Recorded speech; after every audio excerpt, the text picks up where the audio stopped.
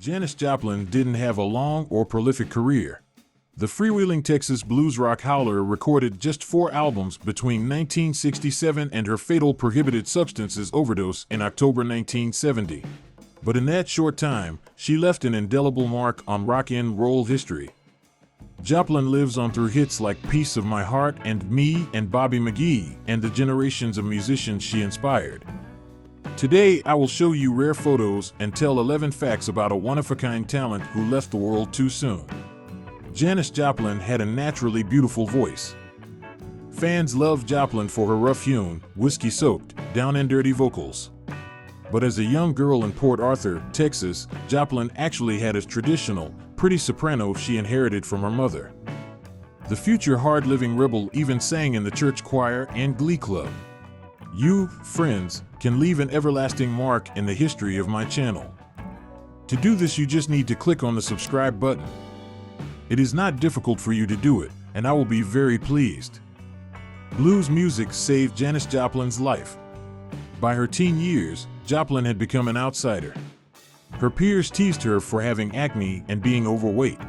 She began hanging around with a group of local boys and listening to folk and blues artists like Bessie Smith, Lead Belly, and Odetta. One night at a party, she imitated Odetta and discovered a powerful voice she never knew she had. Janis Joplin made her recording debut with a bluesy original. During her brief stint at the University of Texas in 1962, Joplin made her very first recording. She sang on tape at a fellow UT student's house, performing the original song What Good Can Drinkin' Do. The tune ends with the telling line, "Well, I drink all night, but the next day I still feel blue." Janis Joplin's legendary Monterey Pop breakthrough almost didn't happen.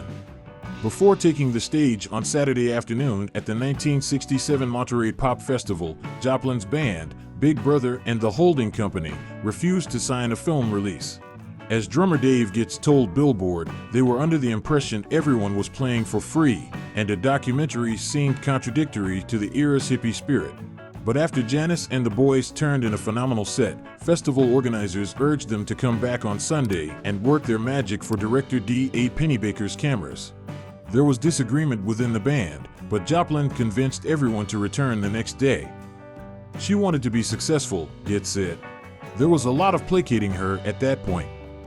Joplin was electric on Sunday, especially while singing Big Mama Thornton's Ball and Chain, and within months of the star-making performance, Big Brother had a deal with Columbia Records.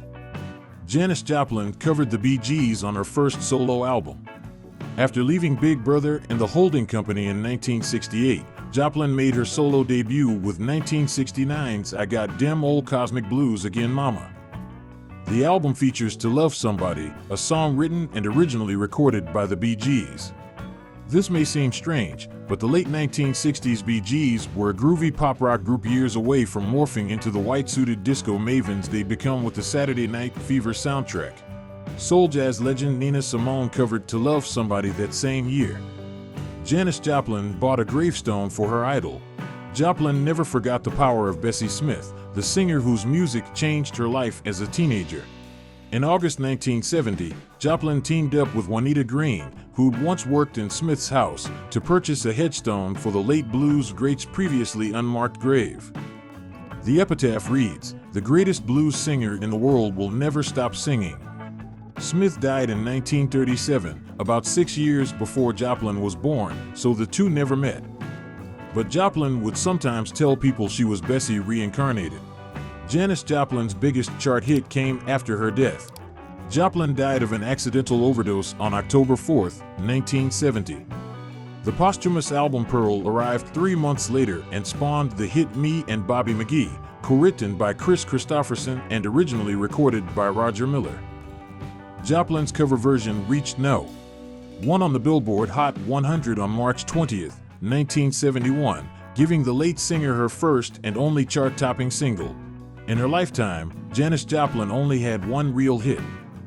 Prior to the posthumous Me and Bobby McGee, Joplin only managed one top 40 hit on the Billboard Hot 100, Piece of My Heart, released by Big Brother and the Holding Company in 1968.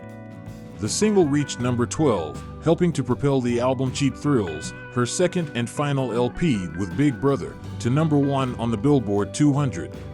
Janis Joplin is a member of the 27 Club. Joplin died at 27, a sadly common age for brilliant musicians to shuffle off their mortal coils. Less than a month before Joplin's overdose, Jimi Hendrix asphyxiated while under the influence of prohibited substances. In July of 1971, fellow 60s superstar Jim Morrison succumbed to heart failure, possibly as a result of prohibited substances use. Others to subsequently join the 27 Club include Nirvana's Kurt Cobain and Amy Winehouse. Janis Joplin never got her Mercedes-Benz. On October 1, 1970, during what would be her final studio session, Joplin recorded Mercedes-Benz, a sly commentary on consumerism in America. Sample lyric, "Oh Lord, won't you buy me a Mercedes-Benz?" It would become one of her signature tunes, and in the mid-90s, Mercedes actually used the song in a commercial. In real life, Joplin never owned a Mercedes, but she did have a pretty sweet ride, a 1964 Porsche, painted in psychedelic colors by her roadie Dave Richards. Janis Joplin inspired her own biopic, sort of. The 1979 film The Rose garnered 4 Oscar nominations, including a Best Actress nod for Bette Midler, who plays a self-destructive Texas-born rock star in the late 60s. The story bears superficial similarities to Joplin's life, but it's not, strictly speaking, a biopic. Joplin's family decided against selling the rights, and the working title, Pearl, Joplin's nickname, had to be changed.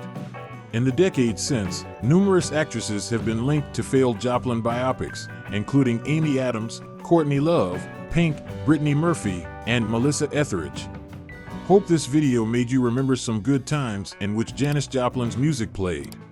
Don't forget to subscribe and see you soon.